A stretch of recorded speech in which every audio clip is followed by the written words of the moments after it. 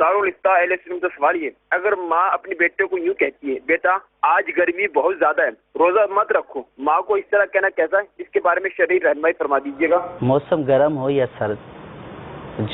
جس بچے کے اوپر روزہ فرض ہے، اب اگر اس کو والدہ یا کوئی بھی منع کرتا ہے کہ آپ گرمی کی وجہ سے روزہ نہیں رکھیں، اور کوئی بظاہر کوئی شرعی ایسا عذر بھی نہیں ہے، تو اس صورت میں ان کے منع کرنے کی صورت میں روزے کو نہیں چھوڑا جائے گا، روزہ رکھا جائے گا۔ جب والدین کی فرما برداری اور اطاعت کی جائے گی، لیکن اس وقت تک جب تک کہ وہ اللہ تعالیٰ کی نافرمانی کا حکم نہ دے۔